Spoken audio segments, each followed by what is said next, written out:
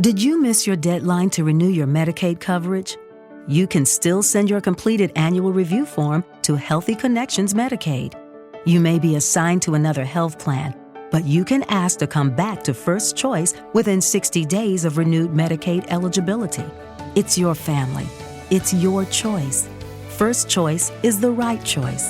Renew and choose us. Visit selecthealthofsc.com/renew to learn more. Are you struggling to conceive? You have options, and at Piedmont Reproductive Endocrinology Group, we'll make sure you have the guidance and support you need. PREG is known for individualized fertility care that's unique to every patient. We take the time to provide a reassuring and empowering experience because we believe that you deserve nothing less. Let us help you on your journey to parenthood. Visit us at pregonline.com to learn more. Get the guidance and support you need at Piedmont Reproductive Endocrinology Group. They say you have 3 names. The one you inherit from your family, the one your parents gave you, and the one you make for yourself. So create the brand of you. Find the job you've always dreamed of and make it yours by going to Irish Jobs, Ireland's online recruitment platform. Take control of your career. Visit irishjobs.ie and move up to the next level you. Irish Jobs. Make a name for yourself. Ladies and gentlemen, tonight in Miami, Florida, a group of men are gathered together for their annual conference.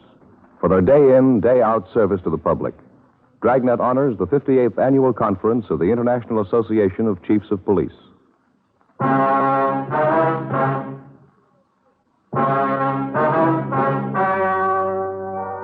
The story you're about to hear is true. The names have been changed to protect the innocent. Fatima Cigarettes, best of all king-size cigarettes, brings you Dragnet.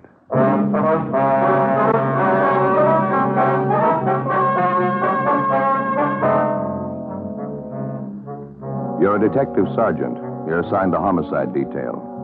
A wealthy retired businessman suddenly disappears.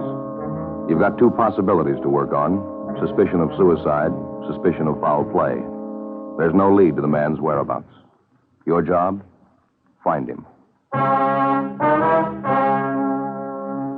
The latest Fatima sales report shows thousands and thousands of king-size cigarette smokers are switching to Fatima. More and more smokers coast to coast are finding in Fatima the difference is quality. You see, Fatima contains the finest domestic and Turkish tobaccos superbly blended.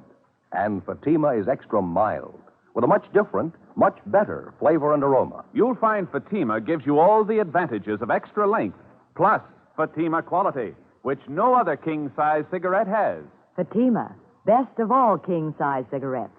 Definitely the best quality in its class, but the same price as the cigarette you're now smoking. Next time, insist on the best. Buy king-size Fatima in the distinctive golden yellow package.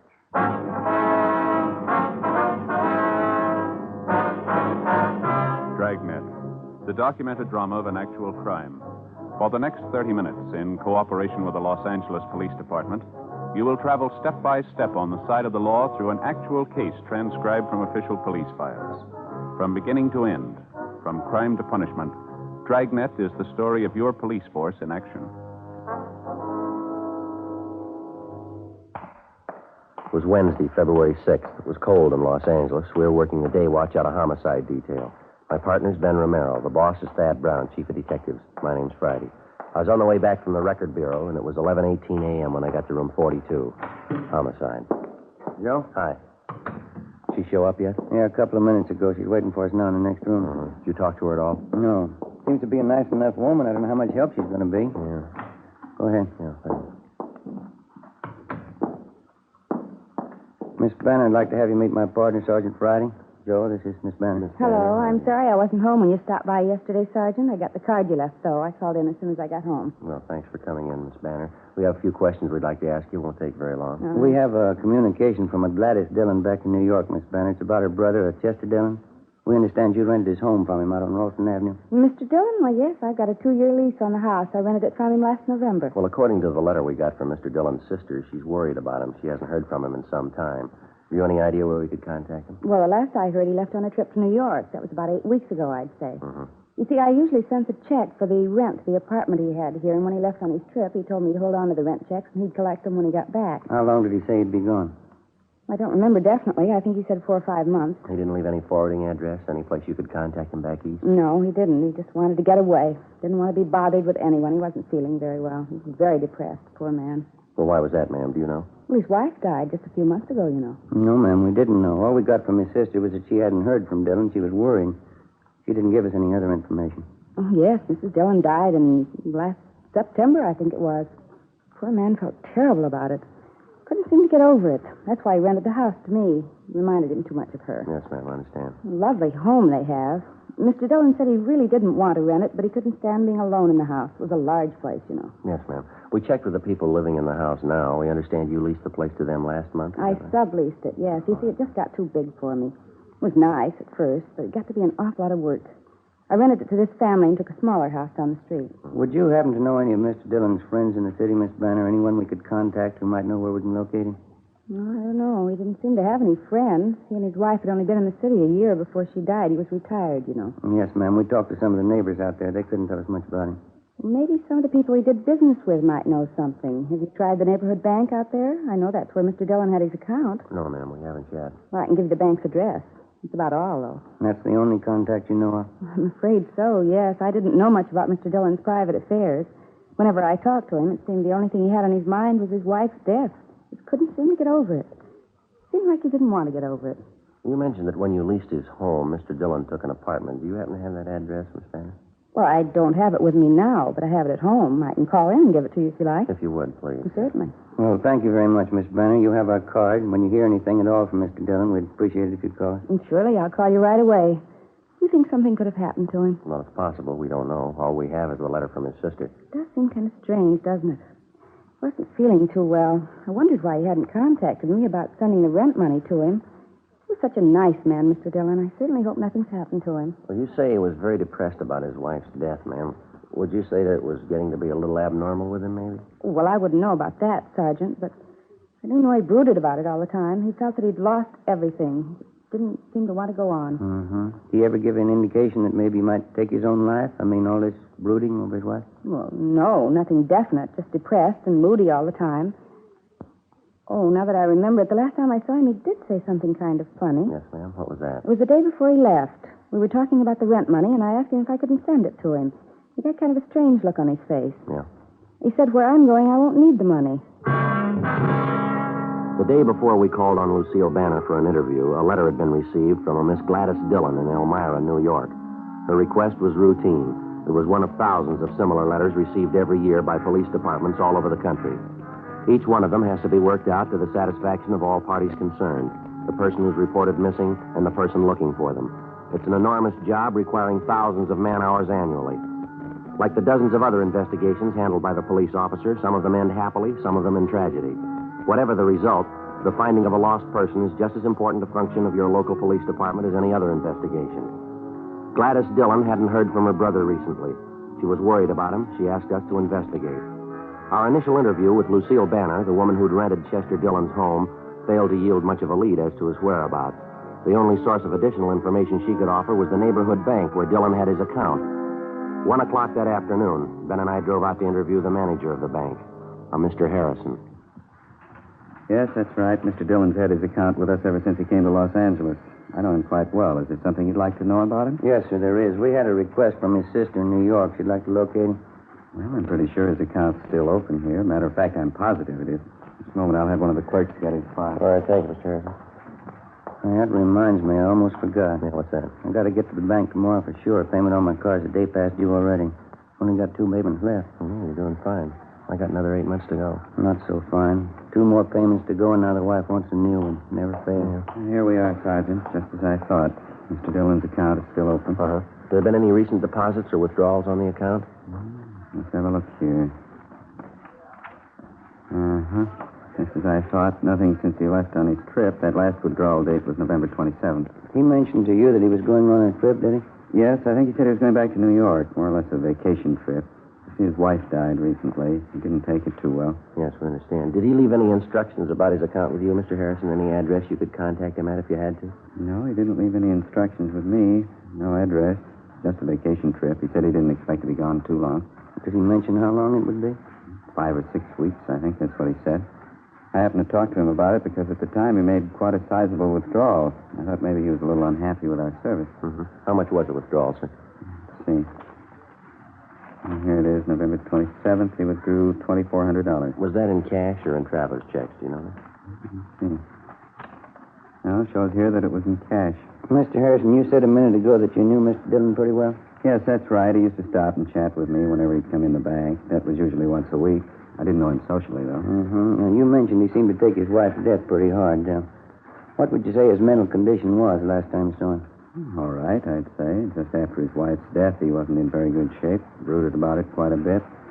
And he began to pull out of it. Seemed to be in a fairly good frame of mind. Planned this vacation. Was looking forward to it. I see. Why do you ask? Is something wrong? No, sir, not that we know of. Routine check. That's about the size of it. Does Dillon have any other real estate besides the house on Ralston Avenue? Would you happen to know that? Not to my knowledge, no. He has no other business connections in Los Angeles. Here are all his references right here. Mm-hmm. See, most of them are charge accounts and so forth. I remember the time he opened his account with us, he told me he was retired. He and his wife came out here for their health. Do they have any relatives out here? Do you know, Mr. Harrison? No, from what I understand, both of their families are in the East. They don't have any children, according to his application. Very few relatives. Mm-hmm. And since Dillon was in here last November to make that withdrawal, you've had no communications from him at all, is that right? No, sir, I haven't. What seems to be the trouble? You have an idea something might be wrong? Nothing definite, no, sir. We'd been told about his feeling depressed over his wife's death, and there was some indication he might possibly have done away with himself.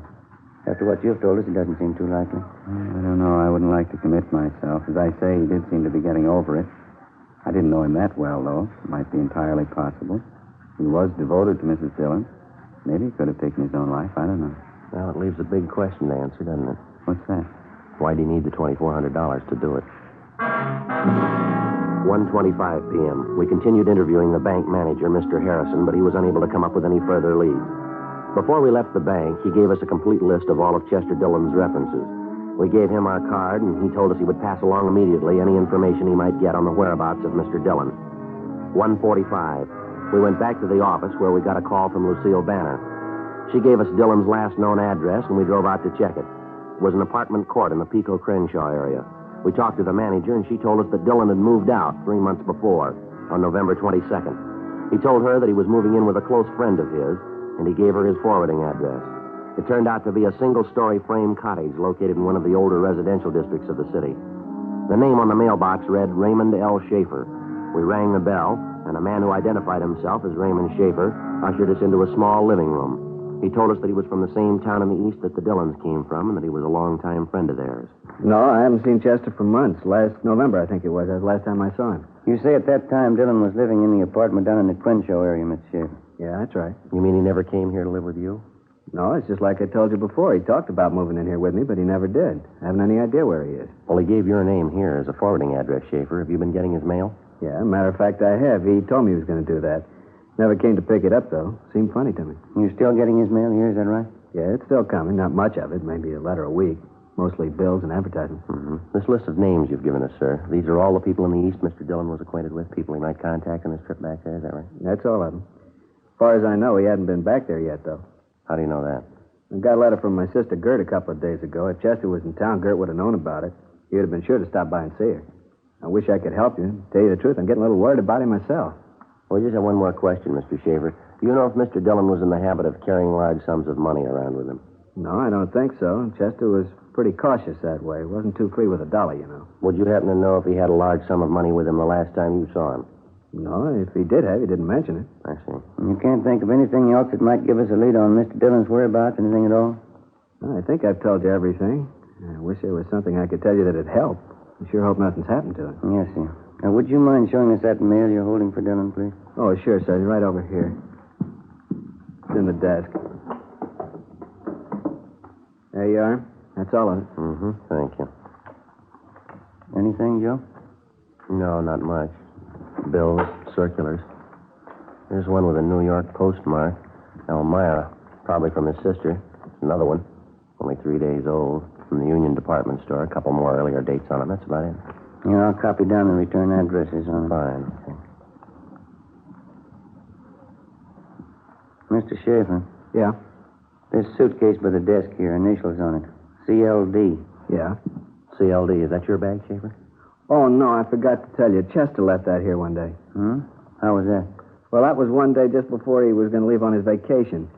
He brought it over here and said he'd like to leave it with me. Forgot to mention it to you. Mm-hmm. Did you bring anything else with him? Yeah, he brought another suitcase with him, just like this one. I got it in the other room.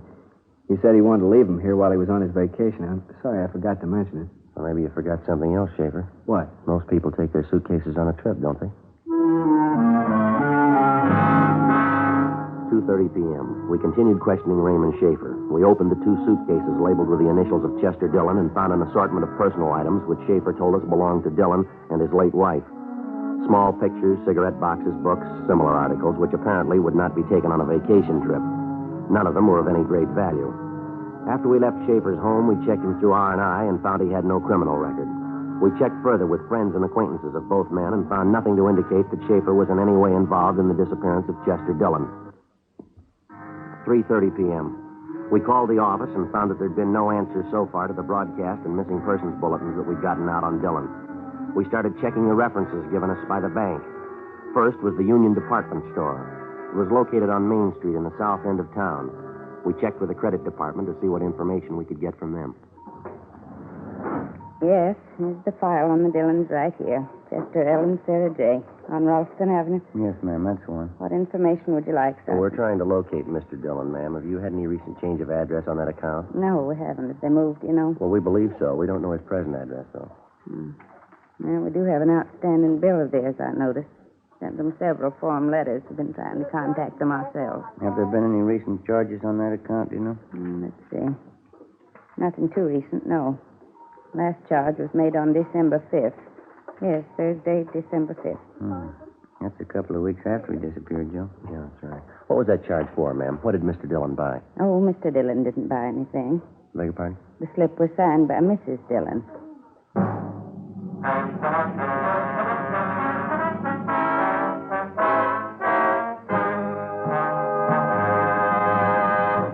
You are listening to Dragnet, authentic stories of your police force in action. If you smoke king-size cigarettes, listen to Fatima's amazing new offer. Buy a pack of Fatimas. Enjoy their extra mildness and superbly blended tobaccos. If you don't like Fatimas better than the king-size cigarette you are now smoking, return the pack with the unused Fatimas and we'll give you your money back, plus postage. We make this amazing offer because we believe Fatima is the best of all king-size cigarettes. Smokers all over the country are confirming this every day. Here is the latest state-by-state report. State 1, Fatima sales up 72%.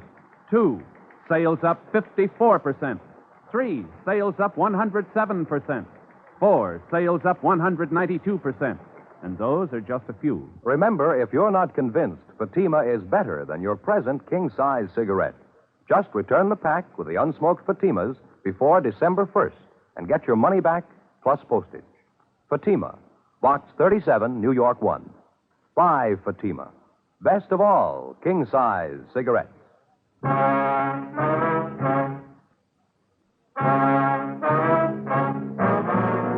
4:15 p.m., Thursday, February 7th. As soon as the clerk in the credit department at the Union Department Store showed us the sales slip with the late Mrs. Sarah Dillon's signature on it, we had the date on the sales slip double-checked immediately. The date as shown on the slip was correct beyond any doubt, December 5th. That was a little more than 2.5 months after Sarah Dillon had died. Who the person was who forged her signature or why they'd forged it, we had no idea. The amount of the charge purchase as shown on the sales slip was for $418, all of it for women's clothing. We attempted to check with the salesgirl who handled the purchase, a Laura Van Kirk, but we were told it was her day off. We called her home. They told us that she was gone for the day and couldn't be located. They said she'd be at work the following morning. 4:40 p.m., Ben and I took the sales slip with a forged signature on it and drove back to the office.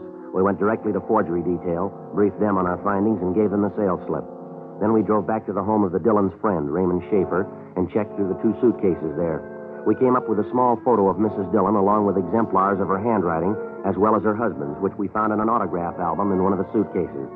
The handwriting samples were checked against the signature on the sales slip, but neither of them matched.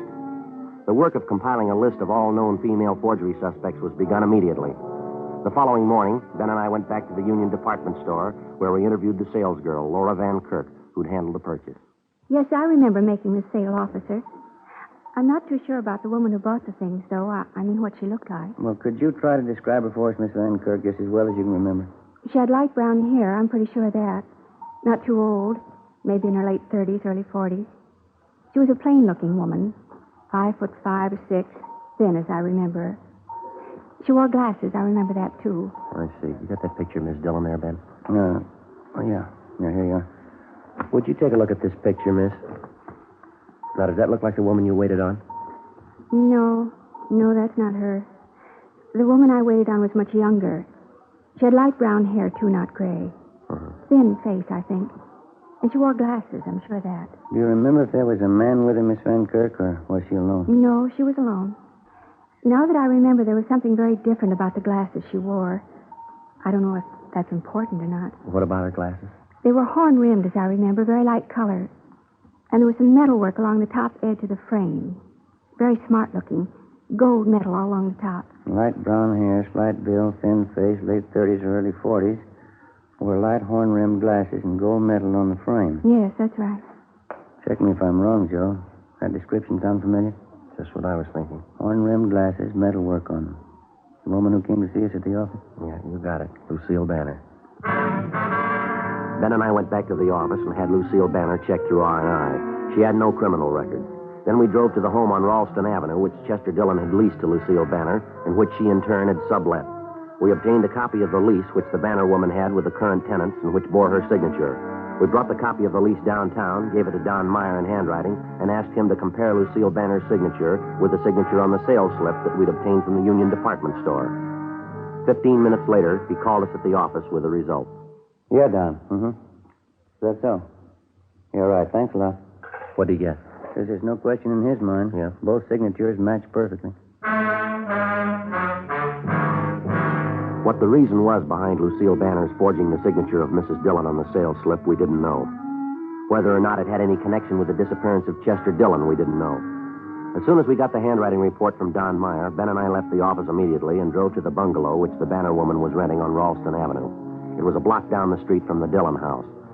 Lucille Banner wasn't at home, but a neighborhood gardener trimming the lawn in front of her house told us that she was expected back shortly. The gardener, who identified himself only as Julio, volunteered that he also did gardening work for Miss Banner when she occupied the Dillon home. He'd also worked for the Dillons when they lived in the house. He told us he liked the Dillons quite a bit, but that he didn't have much use for Miss Banner. He seemed to be up on all the news in the neighborhood. He trimmed the hedges of the lawn with hand shears as we talked to him.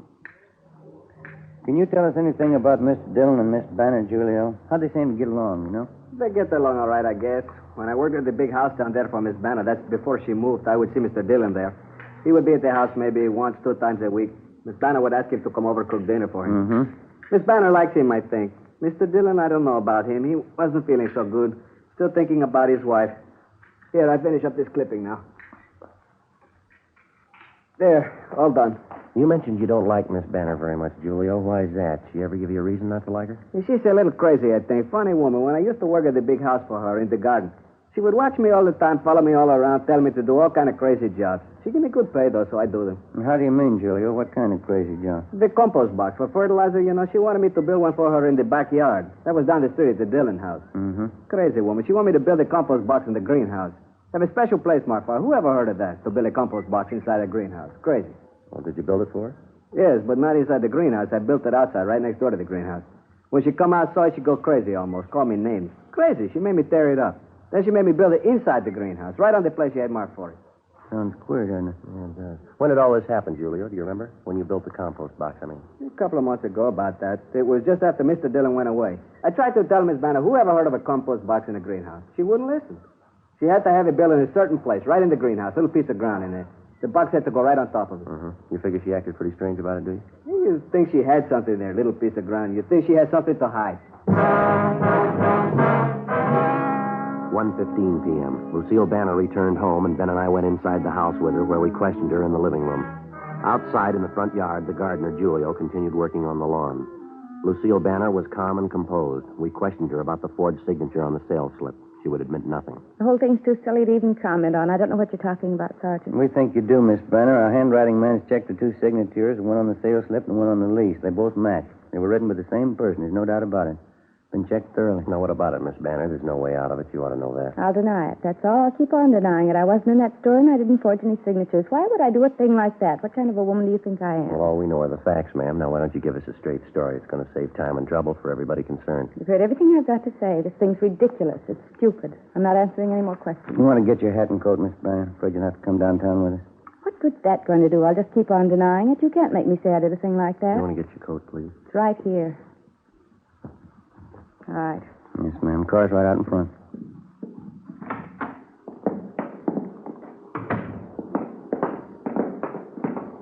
Hold it a minute, will you, Ben? Yeah, okay. Julio? Yes, sir. See you a minute? Sure. Hello, Miss Banner. Julio? Favor I'd like to ask of you, Julio. You got a couple of minutes to spare? Yeah, you want something? We want to take a look in the backyard of the house down the street. Mr. Dillon's house. I'd like to have you come along with us, Julio. Won't take very long. Sure, okay, I'll come along. And bring a shovel along, will you, Julio? I'd like to check something. Yeah, okay, I bring one. Fine. All right, Miss Banner.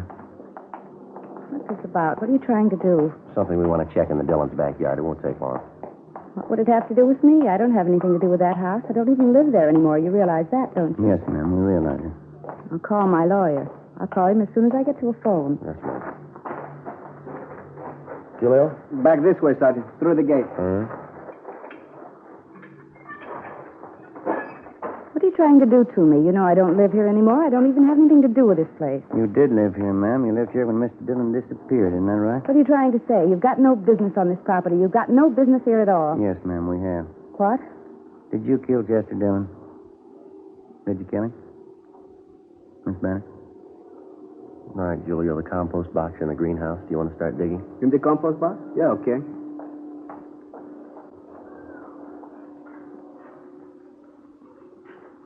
He was an old man. So old he was sick. Ma'am? He didn't want to live anymore. He didn't have any reason for living. Why shouldn't he give me the house? Why shouldn't I have his money? I was nice to him. I cooked for him. Wanted to take care of him. He just didn't want to live anymore, that's all. All right, Julio, you can hold it up. You want to tell us, ma'am? He needed a woman.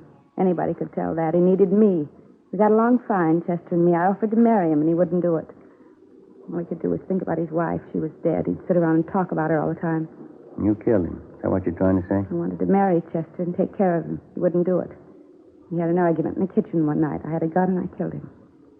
I killed him. Is that where you buried him? In the greenhouse? Yes, I buried him deep. The gun, too. He'll be all right. Poor Chester. Yeah. He was so old. He needed a woman. Anyone will tell you that. He needed me. Well, I guess you made a mistake. No, Sergeant, he did. Yeah? He didn't want me.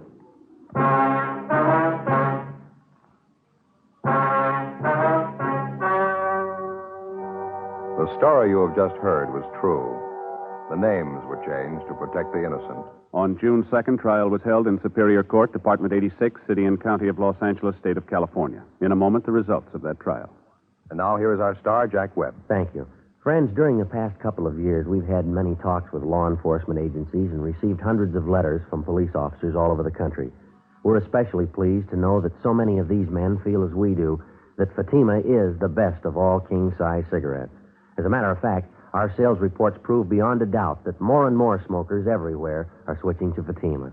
When you buy your first pack, you'll understand why. You'll enjoy Fatima's extra mildness, their much better flavor and aroma. Next time, look for the golden yellow package and ask for Fatima. Best of all, king-size cigarettes.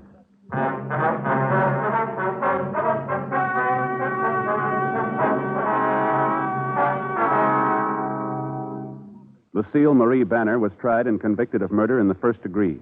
She received the sentence as prescribed by law.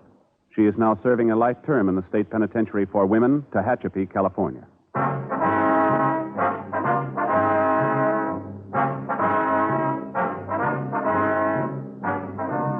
You have just heard Dragnet, a series of authentic cases from official files. Technical advice comes from the Office of Chief of Police W.H. Parker, Los Angeles Police Department. Fatima Cigarettes, best of all king-size cigarettes, has brought you Dragnet, transcribed from Los Angeles.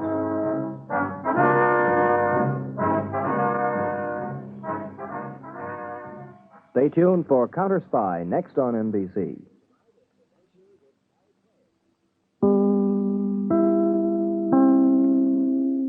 Hello, it is Ryan, and I was on a flight the other day playing one of my favorite social spin slot games on ChumbaCasino.com. I looked over at the person sitting next to me, and you know what they were doing? They were also playing Chumba Casino. Coincidence? I think not. Everybody's loving having fun with it. Chumba Casino is home to hundreds of casino-style games that you can play for free anytime, anywhere, even at 30,000 feet. So sign up now at ChumbaCasino.com to claim your free welcome bonus. That's ChumbaCasino.com and live the Chumba life. No purchase necessary. VGW. Void where prohibited by law. See terms and conditions. 18+. Okay, round two. Name something that's not boring. A laundry? Ooh, a book club. Computer solitaire, huh? Ah, oh, sorry. We were looking for Chumba Casino. That's right. ChumbaCasino.com has over 100 casino-style games. Join today and play for free for your chance to redeem some serious prizes. ChumbaCasino.com. No purchase necessary. Void where prohibited by law. 18+. Terms and conditions apply. See website for details.